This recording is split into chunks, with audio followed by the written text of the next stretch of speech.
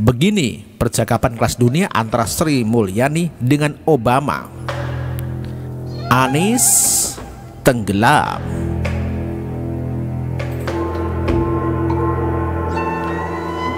Sri Mulyani Indrawati SE MSc PhD adalah seorang perempuan tulen Indonesia sekaligus orang Indonesia pertama yang menjabat sebagai Direktur Pelaksana Bank Dunia. Jabatan ini diambil mulai 1 Juni 2010 hingga dia dipanggil kembali oleh Presiden Joko Widodo untuk menjabat sebagai Menteri Keuangan menggantikan Bambang Brojonegoro.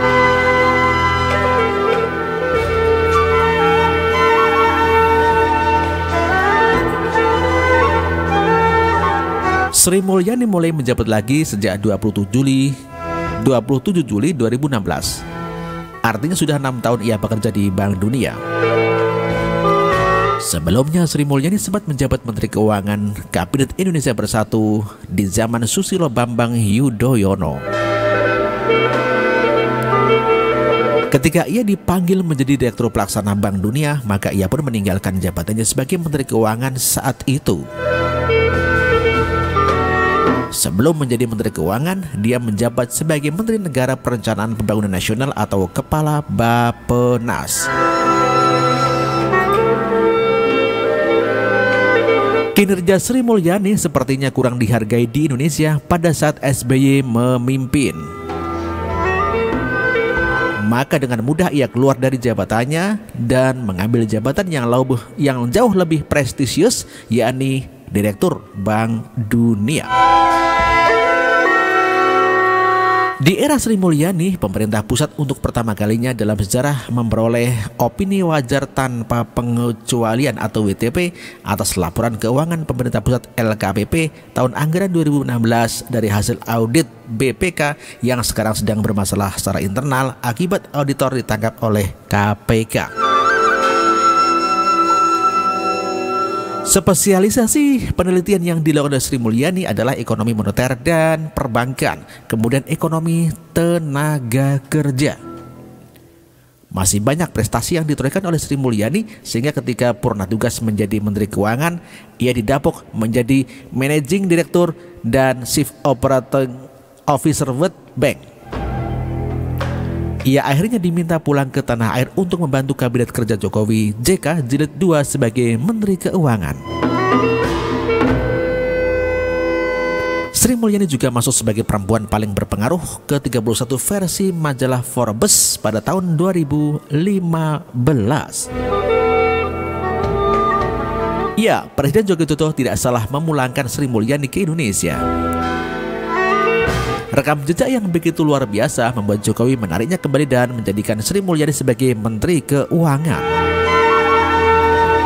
Sampai saat ini ia masih dengan profesional bekerja sebagai Menteri Kabinet Kerja Joko Widodo.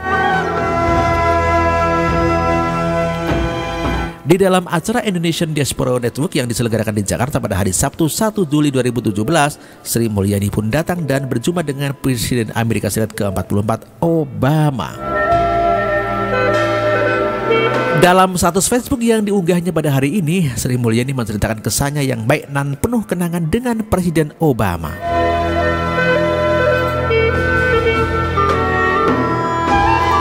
Begini isi status selengkapnya yang saya ambil langsung dari akun resmi Sri Mulyani.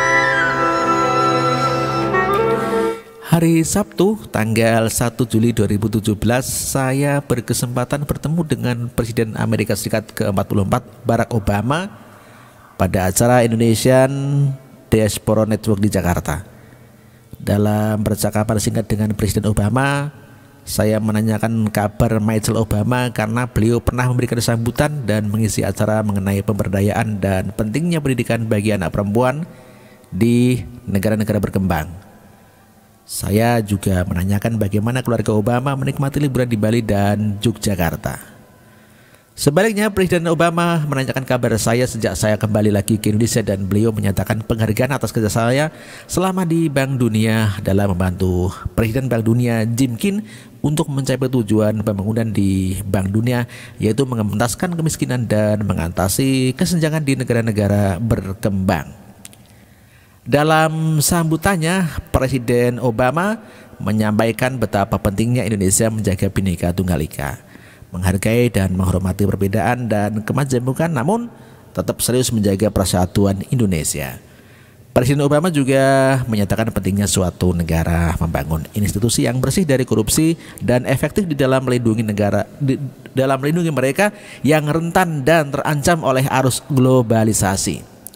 Kebijakan pembangunan harus inklusif dan terencana dan fokus pada tujuan jangka panjang, sehingga semua lapisan masyarakat dapat ikut menikmati kemajuan dan kemakmuran secara adil dan merata. Ya, suatu pesan yang sangat relevan dan penting di dalam menghadapi tantangan pembangunan dan persoalan dunia saat ini. Pada acara itu, saya sebagai salah satu panelis juga berbicara mengenai kondisi perekonomian di Indonesia di tengah gejolak ekonomi global. Bila dibandingkan dengan 10 tahun yang lalu, fondasi perekonomian Indonesia relatif lebih kuat. Rakyat Indonesia yang berjumlah kurang lebih 250 juta orang adalah pemilik saham utama di Indonesia yang mulai sadar mengenai tata kelola pemerintahan yang baik dan berpartisipatif aktif untuk menjaga republik. Kita coba setiap hari ini bertempur melawan arus korupsi agar Indonesia menjadi negara yang lebih baik.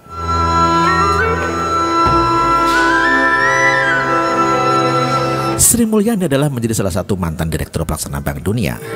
Sri Mulyani diundang oleh Presiden Joko Widodo untuk kembali memegang kendali keuangan negeri sebagai Menteri Keuangan dalam reshuffle kabinet.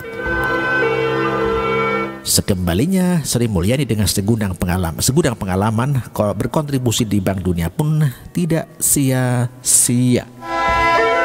Menurut sumber dari World Bank terkait kompensasi moneter pada petingginya, sebagai Direktur Pelaksana, Sri Mulyani menerima gaji pokok tahunan sebesar 409.950 US dollar. Angka ini belum termasuk tambahan dana pensiun dan bonus yang mungkin saja diperkirakan mencapai 200.000 dolar. Jadi, jika kita ingin melakukan total, Sri Mulyani per bulan mendapatkan rata-rata yang nyaris menyentuh 700 juta dolar. Ulangi, Sri Mulyani per bulan mendapatkan rata-rata nyaris menyentuh 700 juta rupiah, bahkan 7 juta laskar pun lewat. Jangan kita membandingkan gaji Sri Mulyani pada saat menjadi Direktur Bank Dunia dengan gaji sekarang menjadi menteri. Gaji Sri Mulyani pada saat itu masih lebih besar dibandingkan dengan gaji Jokowi saat ini sebagai presiden. Standar ini yang memberikan sebuah patokan seberapa cintanya Sri Mulyani kepada bangsa Indonesia. Anies begitu ditenggelamkan oleh kinerja para menteri yang ada di dalam kabinet kerja Jokowi. Pantas saja dia dipecat. Bukan karena Jokowi sensi, namun karena Anies sendiri yang tidak becus pada saat itu memikirkan mengenai pendidikan.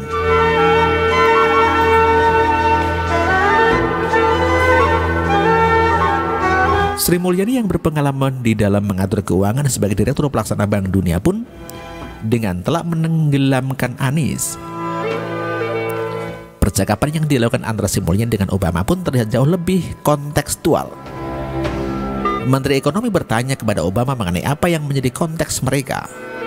Sedangkan Anies rasanya ia hanya bicara teori mengenai kebinekaan yang sebenarnya ia tidak lakukan sama sekali.